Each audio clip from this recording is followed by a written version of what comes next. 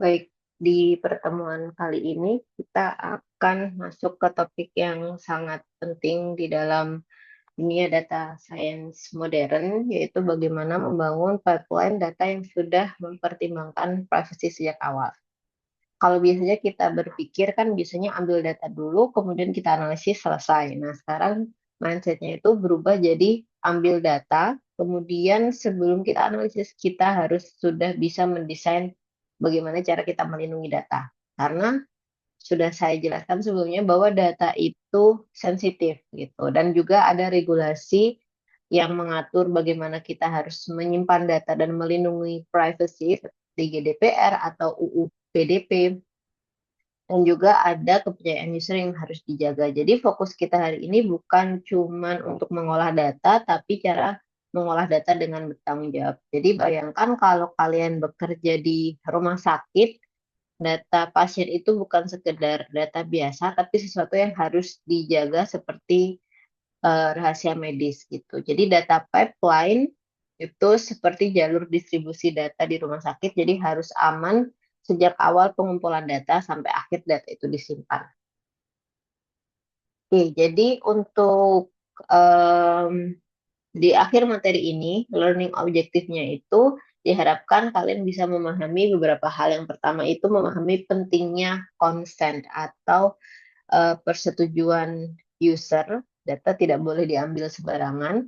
Kemudian mengidentifikasi metadata penting, misalnya kapan user setuju, untuk apa data itu nanti dipakai. Kemudian mendesain struktur data atau skema yang privacy aware, jadi bukan cuma data utama, tapi juga informasi consent dari user.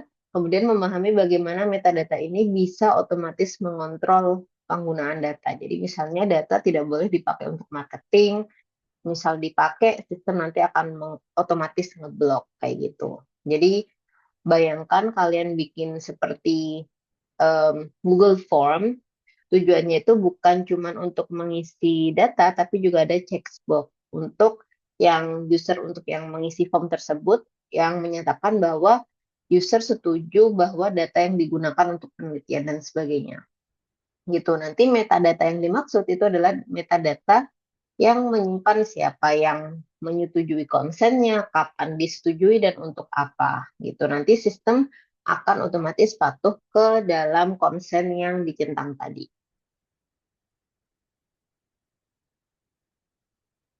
Oke, sebelum kita langsung masuk ke sistem privacy, ada 3 hal penting yang harus kita pahami terlebih dahulu. Yang pertama itu adalah mengidentify risk dan data types. Jadi data apa yang kita punya dan seberapa sensitif. Contoh nama, alamat itu kan obviously sangat sensitif. Kemudian jumlah transaksi itu mungkin relatif aman kalau hanya sekedar jumlah transaksi, tidak ada informasi yang bisa kita lakukan untuk identifikasi. Yang kedua itu adalah dokumen, data, dan tujuannya. Jadi data ini dipakai untuk apa? Ini penting karena data untuk research itu tidak sama dengan data untuk marketing. Harusnya treatment untuk melindungi data tersebut juga berbeda. Kemudian yang ketiga, memahami use case sama sensitivitasnya. Jadi konteks penggunaan itu menentukan tingkat keamanan. Contohnya data kesehatan pasti keamanannya harus diperketat. Kalau data lain seperti data cuaca, mungkin kita bisa tidak seketat data kesehatan seperti itu. Nah, setelah kita tahu jenis data dan risikonya, sekarang kita masuk ke tahap yang lebih penting, yaitu bagaimana mendesain perlindungan privasi yang tepat. Nah, di sini kita tidak bisa asal amankan semua data, tapi semuanya itu harus strategis dan kontekstual. Nah, yang pertama itu kita harus jawab sebelum ada pertanyaan yang harus kita jawab. Yang pertama itu adalah mendefinisikan tujuan. Jadi data ini itu sebenarnya untuk apa sih gitu. Jadi sangat sering terjadi kesalahan karena biasanya tuh data dikumpulkan untuk tujuan A, tapi kemudian dipakai untuk tujuan lain, misal tujuan B. Nah, ini akan sangat berbahaya baik dari sisi etika, secara etis maupun dari sisi regulasi. Jadi kalau memang di awal tujuannya A, ya data itu harus digunakan untuk tujuan tersebut. Seperti itu. Jadi tidak boleh bilangnya A tapi tujuannya berbeda. Nah, makanya sebelum kita mengkoleksi data, kita harus bertanya tujuan spesifiknya apa. Kemudian siapa yang akan memakai data ini? Apakah engineer, ataukah analis, atau third party? Kayak gitu. Kemudian keputusan apa yang akan dibuat dari data ini? Kalau kita tidak bisa menjawab ke pertanyaan-pertanyaan tersebut, kemungkinan besar data itu tidak layak dikumpulkan karena nanti resiko privasinya itu tidak sebanding dari effort untuk menyimpan datanya. Jadi misal kita hanya butuh analisis tren pembelian, ya kita tidak perlu data seperti nama lengkap user, kayak gitu. Yang kedua itu adalah memaksimumkan privacy atau data minimization. Jadi prinsip kedua ini sangat penting. Jadi kalian itu harus punya prinsip don't collect what you don't need. Jadi jangan sampai kita mengumpulkan data sensitif yang akhirnya tidak pernah dipakai. Itu justru akan meningkatkan resiko tanpa ada penambahan manfaat. Jadi prinsipnya itu adalah kita mengumpulkan minimum data yang bisa kita lindungi secara maksimal. Gitu. Jadi misal kalau kita hanya butuh, misal untuk kepentingan user kita hanya butuh mengidentifikasi kota di mana user tinggal, ya nggak usah simpan alamat lengkap. Jadi cukup misal Surabaya, Magetan, Kediri, kotanya saja. Jadi bukan detail kayak RT, RW, jalan, nomor rumah dan sebagainya itu tidak perlu disimpan gitu. Kemudian yang ketiga, expand use case. Jadi ini termasuk balance dari privacy sama utility ya. Jadi setelah kita tahu tujuan, sekarang pertanyaannya itu akan berubah seberapa banyak privacy yang bisa kita berikan tanpa merusak utility dari data tersebut. Ini sering saya sebutkan bahwa selalu ada trade-off antara utility sama privacy. Kalau terlalu aman, datanya nanti tidak bisa digunakan karena aksesnya sulit, kemudian penambahan noise yang cukup besar. Kalau datanya open, pasti prosesnya akan bocor. Jadi teknik yang bisa kita gunakan seperti yang sudah kita diskusikan sebelumnya, kayak ngedrop kolom tidak penting, mungkin masking, hashing, sama kita juga bisa menambahkan differential privacy yang sudah kita pelajari sebelumnya.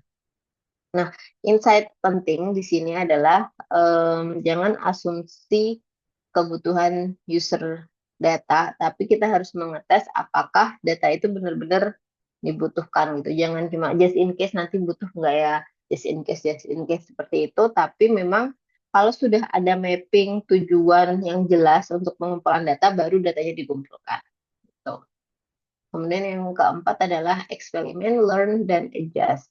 Jadi proses itu bukan sesuatu yang sekali jadi, itu adalah proses yang iteratif. Jadi kita harus coba privasinya, kemudian kita uji. Kalau ada kekurangan nanti kita dapat feedback. Kalau udah ada feedback, kita bisa perbaiki, terus kita coba, kita desain ulang, kita coba, dan seterusnya. Jadi kayak um, seperti proses siklus kayak gitu.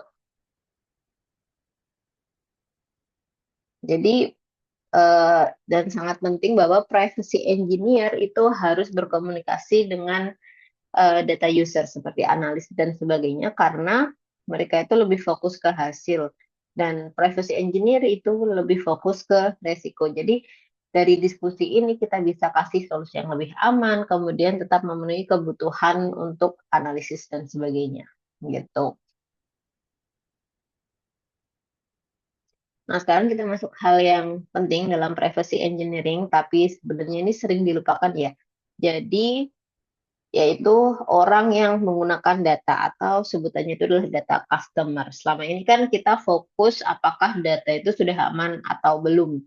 Tapi kadang kita lupa bahwa data itu sebenarnya disimpan itu karena memang diperlukan oleh kita, gitu, oleh manusia dan ada kebutuhan dan ekspektasi. Nah, oleh karena itu yang harus kita lakukan pertama itu adalah identify your data customer. Jadi pertama kita harus tahu siapa yang menerima data ini. apakah analis, engineer, atau marketing. Jadi setiap user itu punya kebutuhan yang berbeda. Kalau kita tidak tahu siapa usernya, nanti kita tidak bisa mendesain privacy yang benar gitu, atau desain privasinya itu bisa salah arah gitu. Jadi privacy yang baik bukan hanya ngomong tentang aman atau tidak, tapi juga berguna untuk user yang tepat. Kemudian, make sure privacy still work over time. Jadi setelah kita punya privacy strategi, jangan berhenti di situ. Kita harus tanya secara berkala, apakah user paham dampak privacy ke data mereka? Apakah hasil analisis masih masuk akal atau enggak? Kalau data berubah, apakah metode metode privacy kita masih valid? Gitu. Jadi kalau kita ngomongin differential privacy di pertemuan sebelumnya, misal awalnya kita pakai epsilon 1 itu udah cukup. Tapi ternyata query datanya itu makin kompleks. Jadi hasilnya itu kalau pakai epsilon 1 terlalu noisy. Berarti epsilonnya harus di-adjust seperti itu.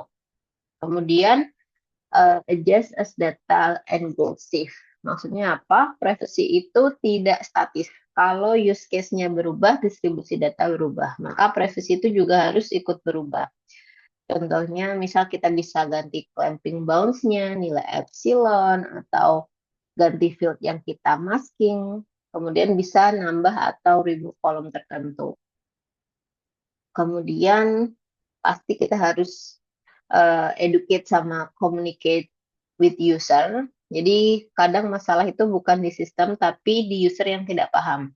Jadi kita harus menjelaskan bagaimana privacy mempengaruhi data, kemudian pastinya melatih user membaca data yang sudah di privacy. Misal kalau kita pakai differential privacy, datanya sudah ditambahin noise, tapi user itu salah paham, dikira itu adalah data asli. Akhirnya bisa salah ambil keputusan dan sebagainya.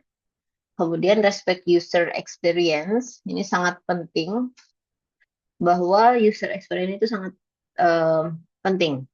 Jadi beberapa user sudah pakai workflow yang sama selama bertahun-tahun, misal workflow dari privacy yang sama, terus workflow tersebut itu sudah berlaku bertahun-tahun.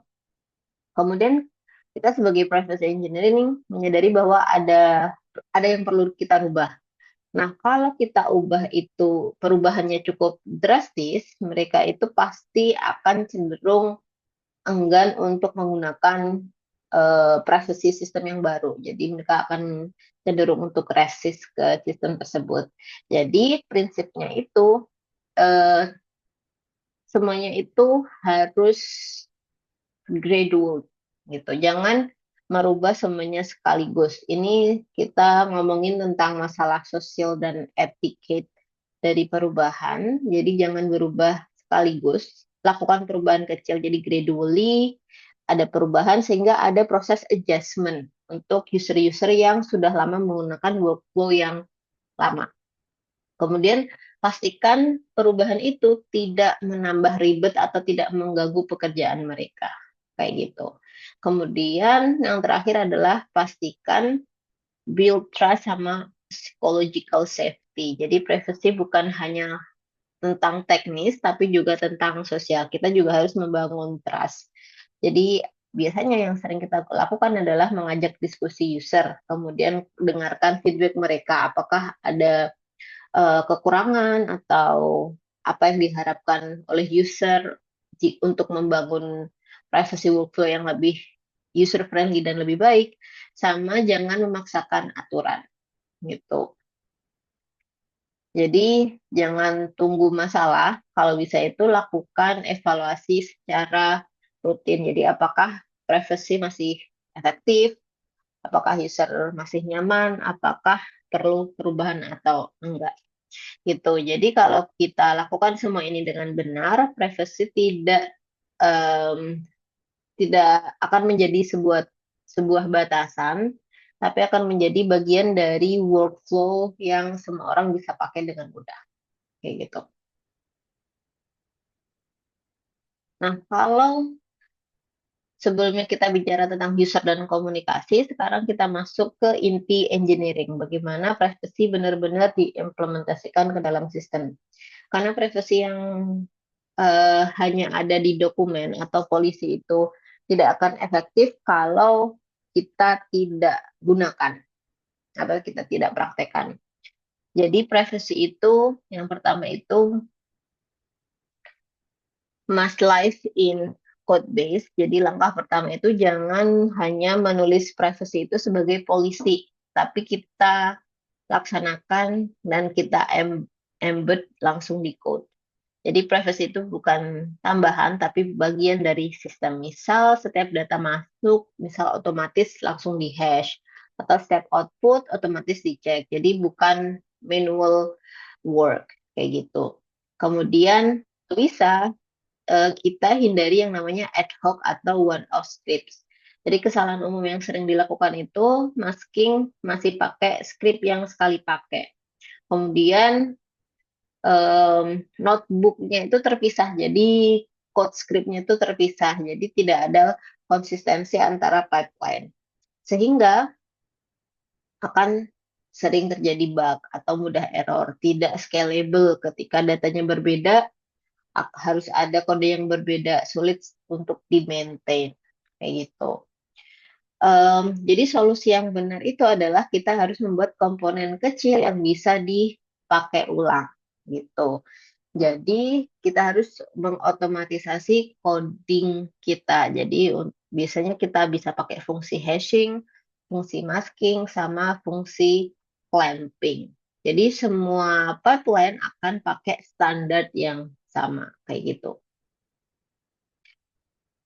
Nah, eh, jadi biasanya selalu ada user platform dengan built-in privacy support yang bisa kita gunakan karena sebenarnya practically membangun suatu privacy code itu bukan hal yang mudah gitu. Jadi jangan mulai dari nol, gunakan tools-tools yang sudah ada. Misal kalian bisa klik di slide ada yang namanya Apache Beam. Jadi Apache Beam ini adalah suatu tools yang bisa mensupport differential privacy. Kemudian ada Spark sama Tumult Analyst atau Pipeline DP.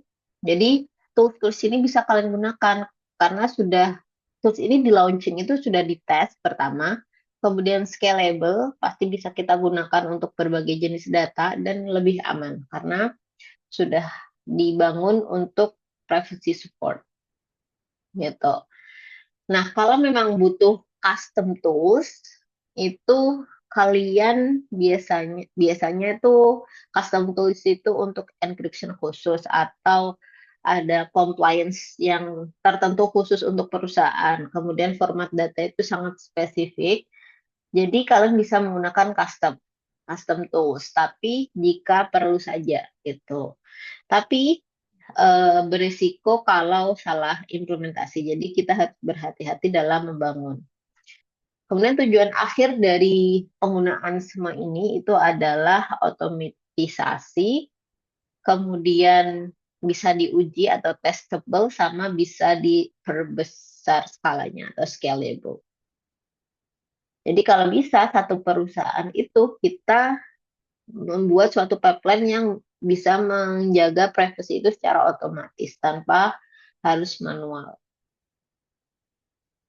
Nah, setelah kita nantinya berhasil mengimplementasikan privacy di sistem, em, apakah berarti semuanya sudah aman?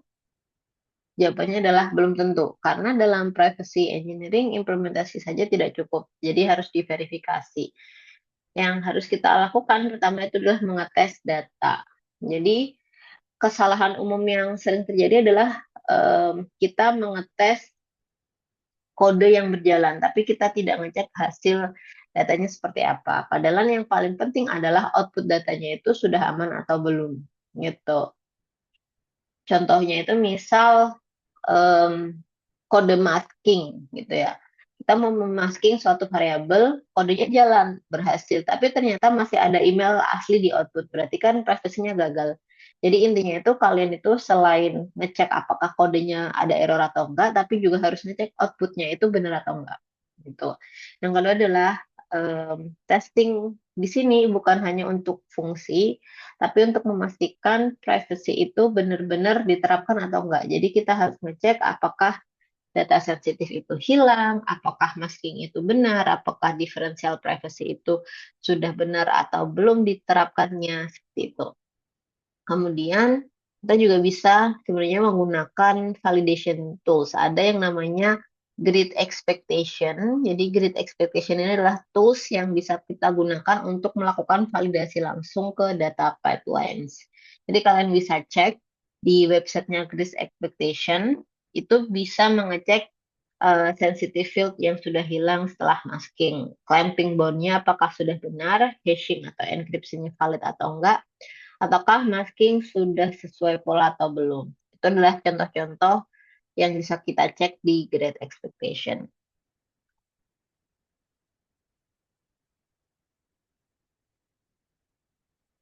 Nanti bisa kalian cek di sana.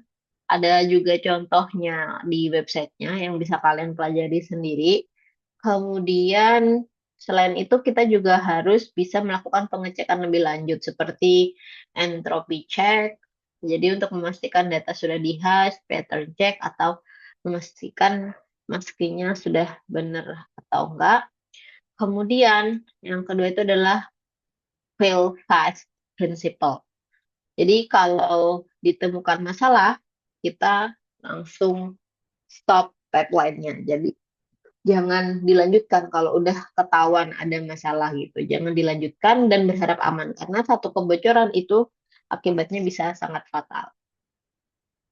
Nah, kenapa testing ini penting? Karena bisa menghemat resource, jadi tidak harus ngeran pipeline yang besar. Kemudian mencegah error di downstream seperti dashboard, machine learning, dan analisis. Kemudian meningkatkan trust terhadap suatu sistem. Jadi privacy itu bukan hanya soal diterapkan, tapi harus dibuktikan melalui outputnya seperti apa. Nah, kita sampai ke tahap yang penting yaitu di mana konsep privacy benar-benar masuk ke pipeline nyata. Kalau sebelumnya kita bicara tentang prinsip, teknik, kemudian testing, sekarang itu semuanya harus dioperasionalkan. Jadi idenya di sini adalah prinsipal itu harus memenuhi pipeline. Jadi titik di mana teori privacy itu bertemu dengan sistem data yang nyata. Seperti itu. Jadi setelah kita menentukan teknik privacy, misalnya masking, aggregation, differential privacy, langkah berikutnya itu adalah engineering, engineer akan melakukan setting pipeline ke dalam satu sistem gitu. Jadi privacy itu tidak boleh berdiri sendiri, harus masuk ke pipeline yang sudah ada. Misalkan ETL jobs, ETL itu extract, transform, sama learning jobs. Kemudian streaming sistem datanya itu juga harus sudah masuk. Kemudian machine learning pipeline. Tuh. Jadi misal data masuk itu langsung di mask, langsung di aggregate, sama langsung diberi noise. Jadi bukan data dikumpul dulu disimpan terus baru kita masking, aggregate, sama diberi noise. Kayak gitu. Jadi harus otomatisasi. Nah, solusi yang baik di sini adalah bukan yang tadi, bukan sekali pakai, terus kita rerun lagi setiap data terkumpul, tapi reusable modules. Atau bahkan mungkin kita bisa membangun seperti service API. Jadi dengan ini privacy bisa dipakai di banyak pipeline sekaligus. Kemudian prinsip ini penting karena memang saya tekankan privacy itu harus otomatis gitu. Nah, sekarang kita masuk ke tata kelola atau tata kelola dari privacy pipelines. Kita harus memastikan bahwa alur data itu sesuai dengan consent user pertama, kemudian sesuai dengan retention policy, dan sesuai dengan tujuan penggunaan data. Nah, selain itu, privacy juga harus sesuai dengan kebijakan perusahaan sama regulasi yang digunakan. Bukan hanya teknis, tapi juga secara legal itu sudah sesuai. Kayak gitu. Tujuan akhirnya itu apa sih sebenarnya? Tujuan akhirnya itu bahwa semua privacy itu harus bisa diuji, bisa dicek, sama bisa dipercaya atau reliable. Kayak gitu. Artinya kita harus bisa menjawab data ini sebenarnya prosesnya itu gimana sih? Apakah sesuai dengan aturan atau enggak? Kalau misal datanya sudah terkumpul, berapa lama dipakai? Kapan data ini dihapus dan sebagainya, gitu. Jadi, kalau semua ini dilakukan dengan benar, artinya privasi itu bukan lagi konsep, tapi menjadi bagian operasional dari sistem data.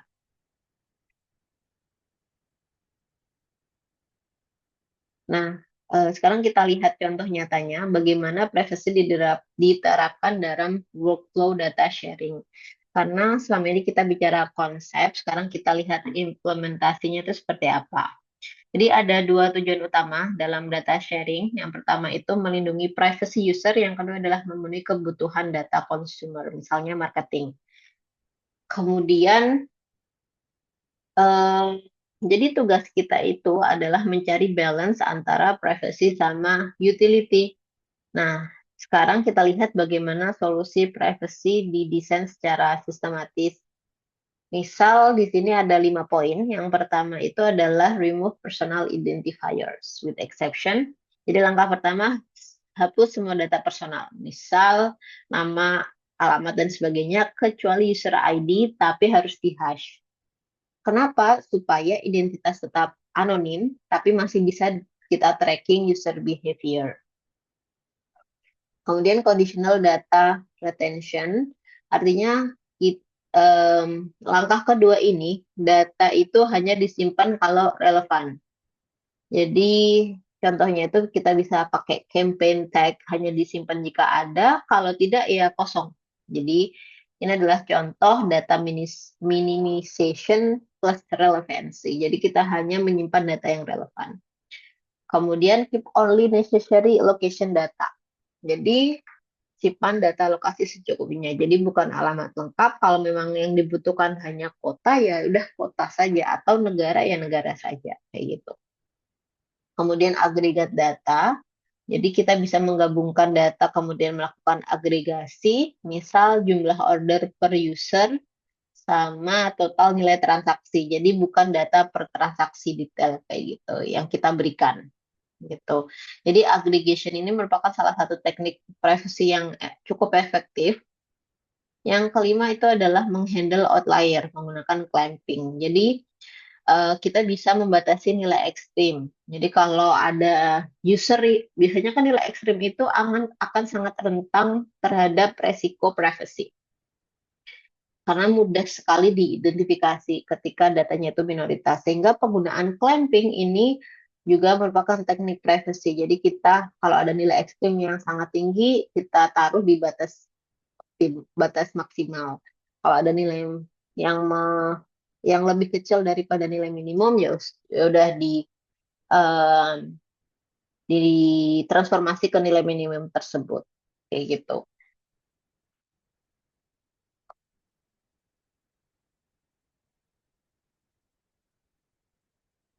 Jadi di sini kalau kita bisa lihat dari contoh ini, privacy itu sebenarnya kombinasi dari berbagai teknik.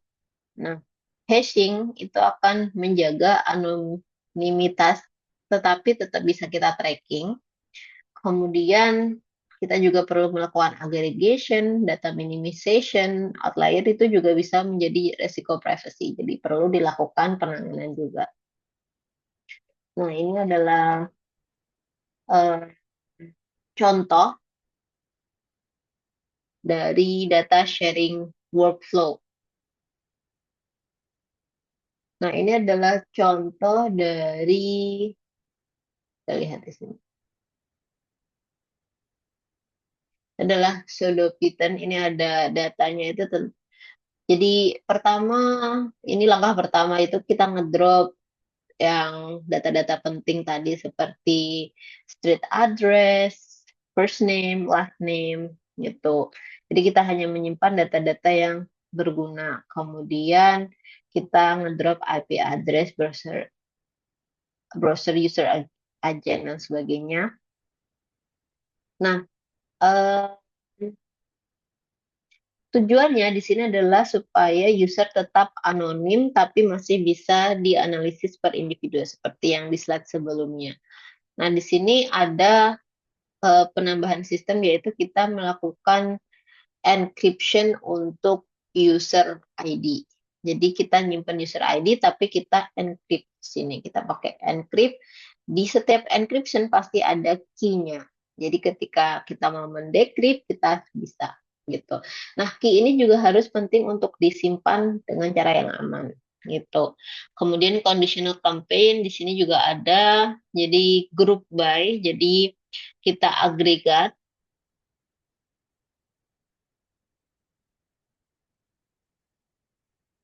Kemudian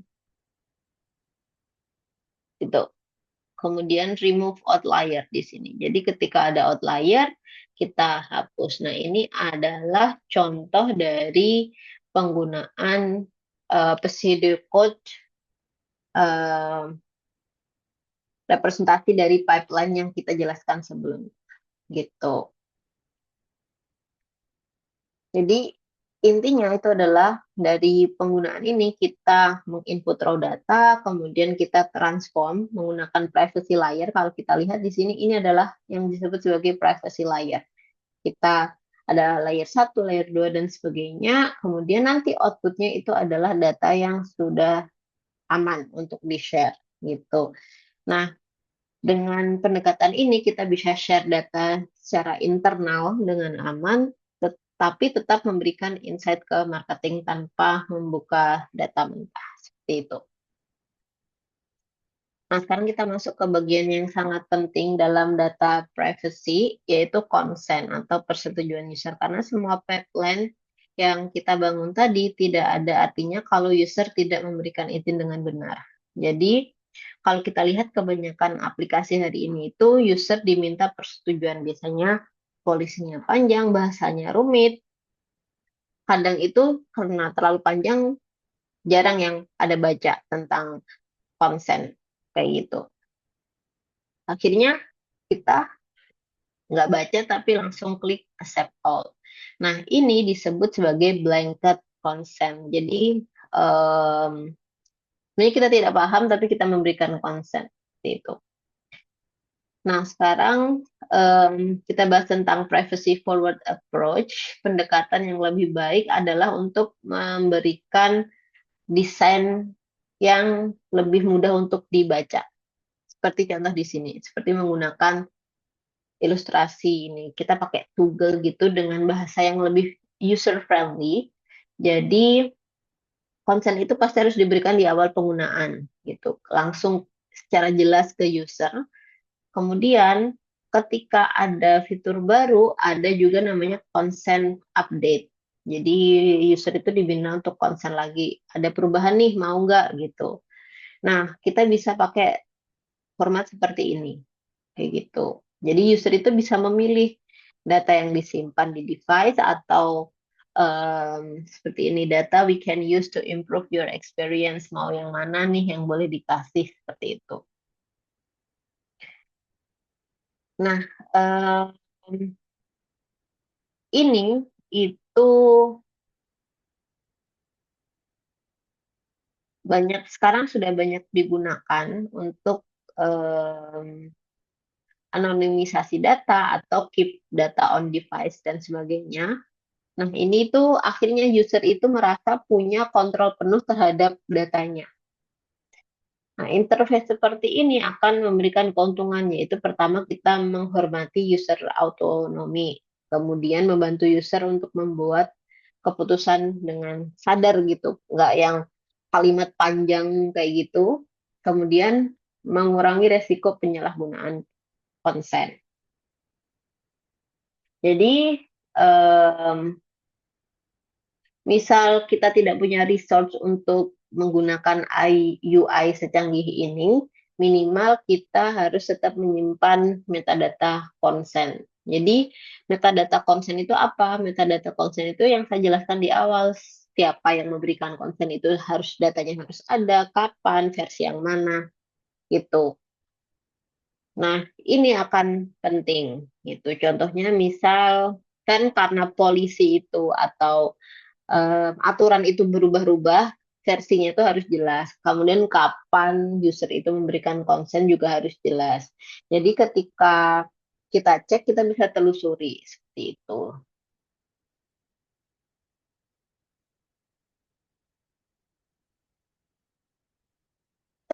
Nah, sekarang kita masuk ke pertanyaan penting. Setelah user klik agree, kemudian apakah sudah cukup? Tentu saja tidak.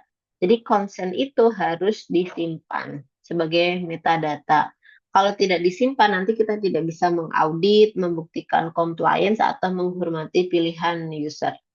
Jadi, audit itu apa sih? Audit itu artinya kita bisa ngecek user itu setuju apa aja, kapan, versi berapa. Kemudian, sorry,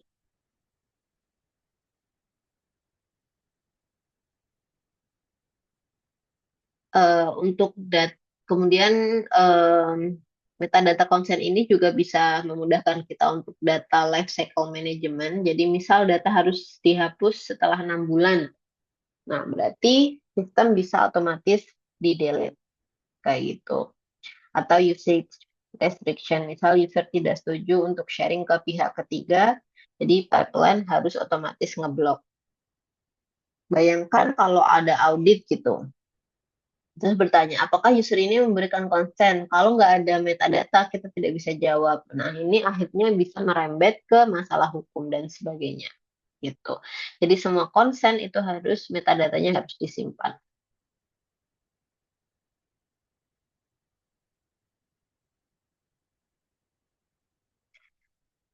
Bagaimana kita mendesain skema untuk konsen metadata? Yang pertama itu beberapa field yang harus ada adalah policy version, kemudian kapan, agreement date, retention period, berapa lama data boleh disimpan, data digunakan untuk apa, versi term yang berlaku, lokasi user, batasan penggunaan data, asal data, kemudian em, semua poin-poin ini akan menjadi fondasi dari otomisasi gitu.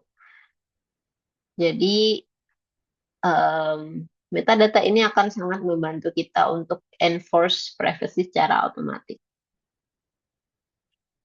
Nah, bagaimana membuat privacy itu sebenarnya menjadi otomatis, yang kayak actionable, testable, kemudian otomatis dalam pipeline gitu. Jadi karena polisi itu kalau hanya di polisi tidak cukup, jadi kita harus benar-benar mengaplikasikannya ke dalam sistem.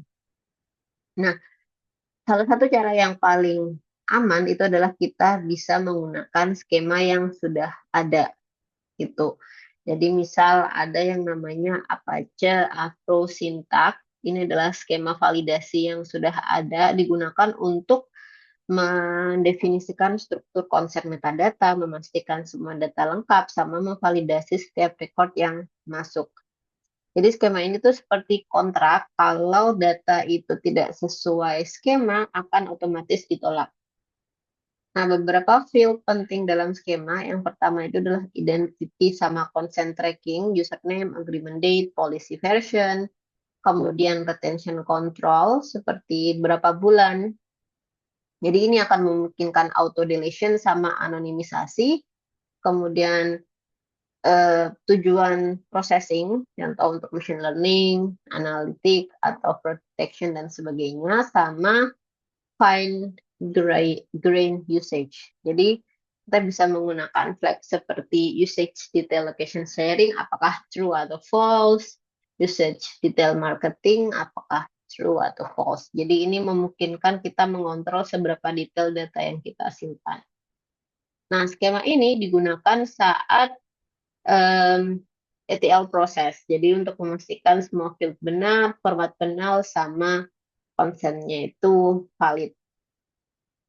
Jadi kalau kita menggunakan skema ini, pipeline nantinya itu bisa otomatis melakukan apa aja sih, filtering, retention enforcement, privacy technique activation. Jadi kalau konsen mengizinkan differential privacy, ya differential privacy bisa otomatis diterapkan gitu. Jadi kita tidak perlu manual checking, terus human error juga akan terkurangi. Terus kita juga bisa memastikan compliance, pipeline juga jadi scalable. Kayak gitu. Jadi ini akan menjadi sangat penting. Jadi ini contohnya bisa kita lihat di sini, sintaks yang digunakan di Apache Avro. Jadi ini semua itu adalah eh, tujuannya itu untuk otomatisasi. Kayak gitu. Jadi contohnya seperti ini.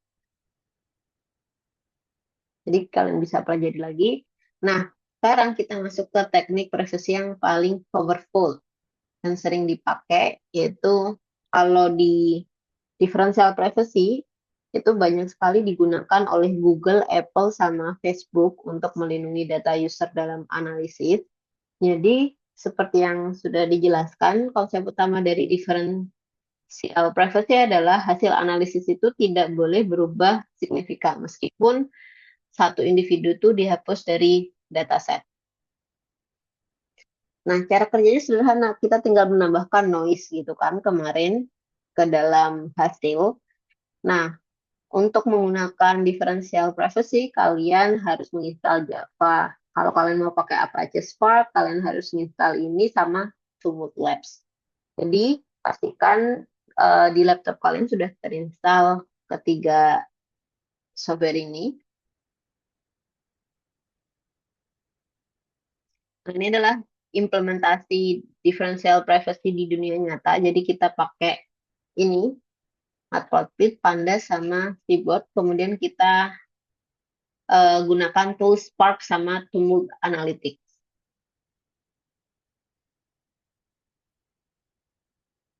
Jadi ini adalah Spark Session untuk bekerja di work large scale data menggunakan distributed setting. Nah, ini adalah session yang akan kita bangun nantinya.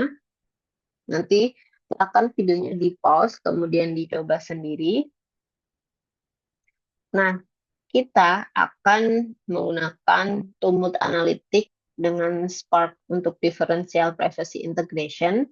Ada link, kalian bisa belajar lebih di sini. Jadi di Tumut Analytics itu menyediakan banyak learning platform yang kalian learning session yang bisa kalian pelajari di situ. Nah, di sini kita akan membuat Tumult Analytics Differential Privacy Session dari Spark Data Frame. Nah, kita akan membreakdown setiap parameter di session ini. Di session ini adalah parameter yang akan kita gunakan. Pertama itu ada privacy budget. Di sini kita pakai epsilon 1,1. Nah, kita tahu bahwa semakin kecil epsilon berarti privasinya itu semakin kuat, tapi hasilnya itu kurang akurat. Kemudian source ID, data frame, sama protected change. Ini protected change itu adalah untuk mengspesifikasi apakah dua dataset itu berbeda dari satu baris, apakah nanti kalau satu baris ditambah atau dihapus hasilnya beda atau enggak, kayak gitu. Jadi ini untuk differential privacy definition aja. Nah, kalian bisa ngecek kolom pertama itu pakai ini, jadi members df.column.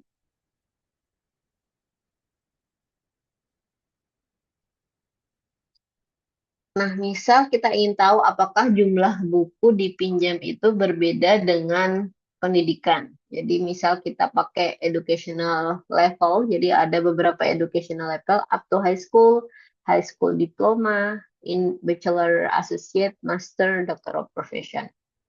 Nah, di sini differential privacy tetap bisa digunakan untuk analisis kategori. Kemudian kita cari gitu. Nah, di sini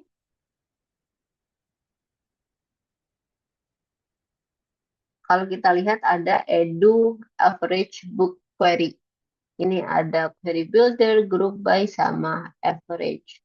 Kemudian ada sessionnya. Jadi sessionnya itu kita mengevaluasi edu average book query yang sebelumnya membersnya, terus kemudian group by education level, sama rata-rata buku yang dipinjam setiap education level.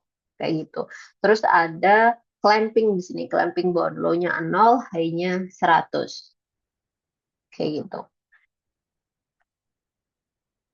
Kemudian kita sort berdasarkan rata-ratanya. Kayak gitu.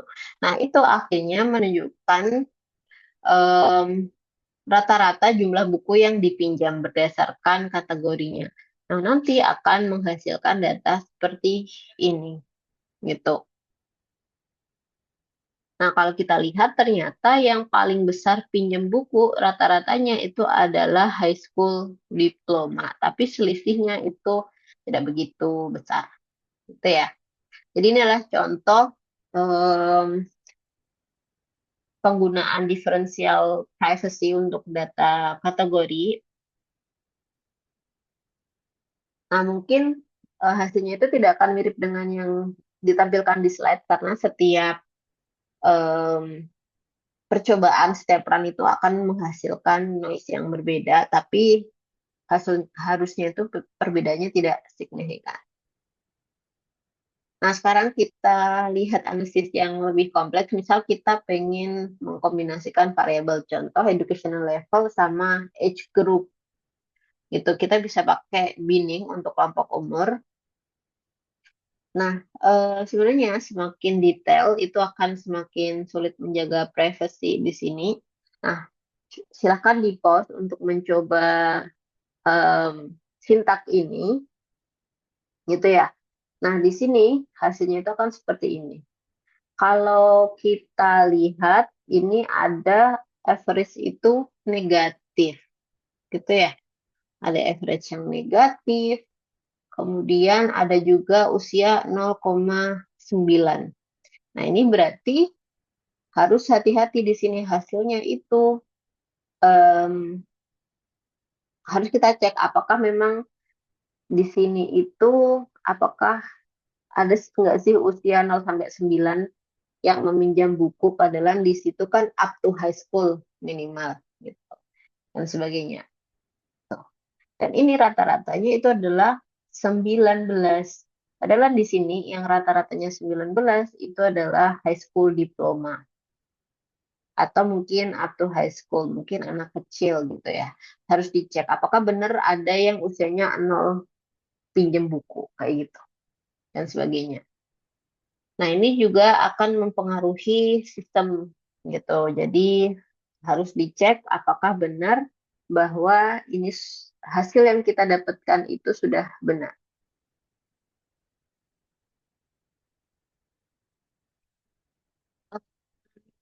Jadi differential privacy itu sebenarnya cukup powerful untuk keamanan privacy karena dia menggunakan common sense plus mathematical equation. Tapi hasilnya bisa menyesatkan seperti di contoh sebelumnya gitu kan ya. Jadi misal rata-rata yang negatif itu kan bisa menyesatkan juga. Jadi kadang itu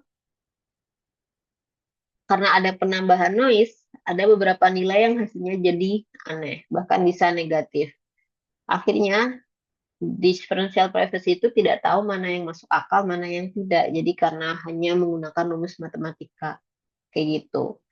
Ah, jadi pastikan bahwa sebelum melakukan differential privacy, kalian itu harus paham datanya seperti apa, distribusinya seperti apa, kemudian hubungan antar variabelnya seperti apa. Kemudian clarify your hypothesis.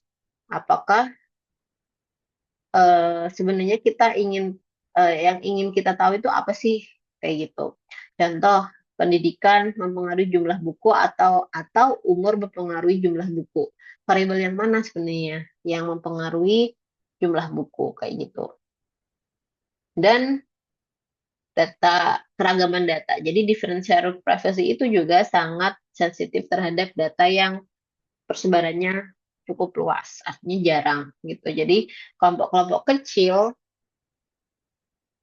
itu em, akan menyebabkan noise jadi dominan pertama, yang kedua itu hasilnya akan tidak stabil. Dan kalian bisa mencoba nilai epsilon yang infinity, artinya itu tidak ada privacy tanpa noise. Ya, biasanya ini bisa kita gunakan sebagai eksplorasi awal em, gimana sih datanya gitu. Kemudian nanti kita bisa bandingkan hasil asli dengan hasil dari differential privacy. Seperti itu.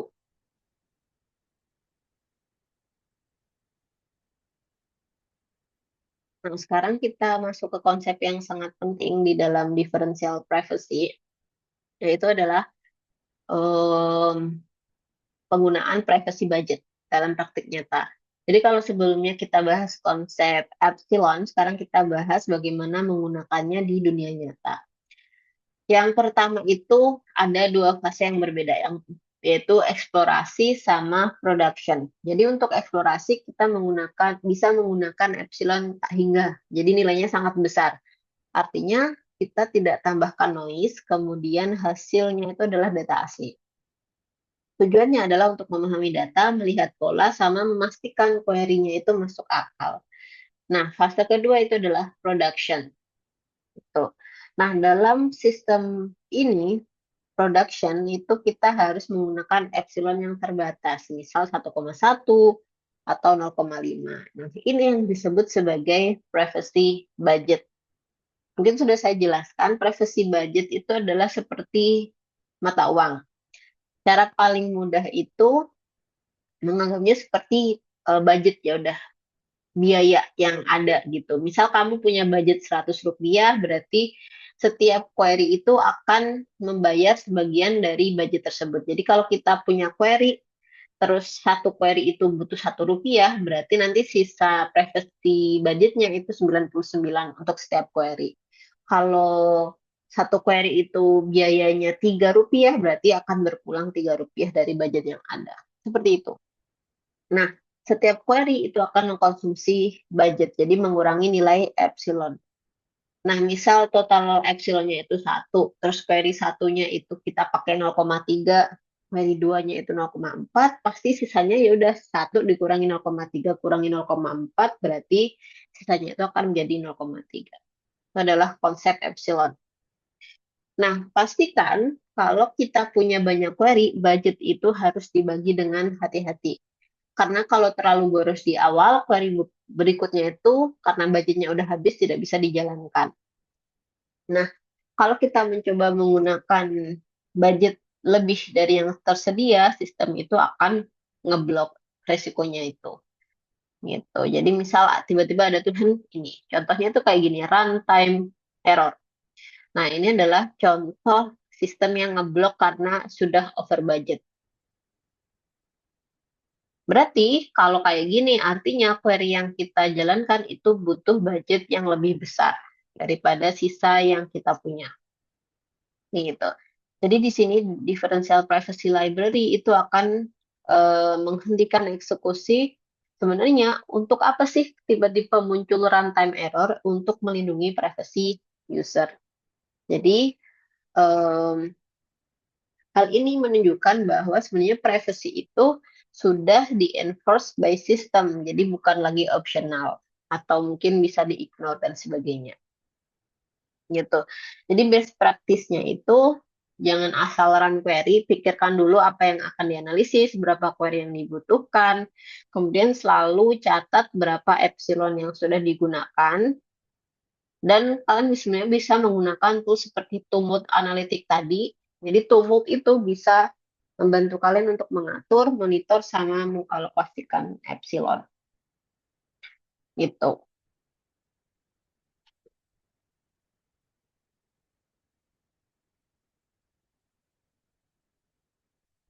Nah, setelah kita memahami konsep differential privacy, pertanyaan berikutnya, apakah kita harus membangun semuanya sendiri? Jawabannya itu sebenarnya tidak disarankan.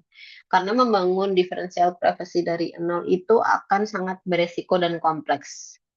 Karena banyak edge case, jadi eh, akan sangat rumit, kemudian sedikit kesalahan akan menghasilkan kebocoran data. Jadi kalau bisa jangan membangun differential privacy dari awal gitu. Nah, untungnya sekarang ekosistem itu sudah berkembang, jadi kita sudah punya banyak tools seperti yang dijelaskan sebelumnya, Tumult atau Pipeline DP.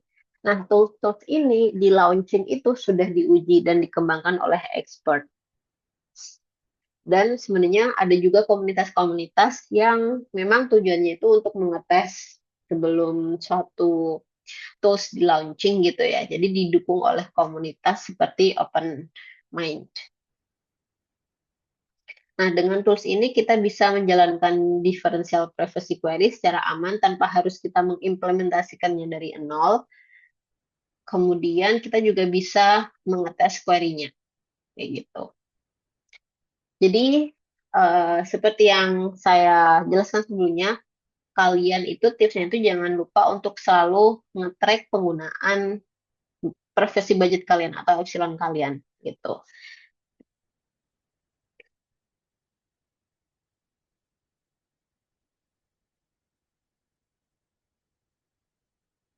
Nah, kemudian pastikan kalian juga harus mengkomunikasikan differential privacy itu ke data user. Jadi, kita harus memberitahu user data bahwa data ini sudah mengandung noise dari hasil differential privacy, supaya mereka tidak salah interpretasi sama tidak salah paham terhadap keterbatasan datanya gitu.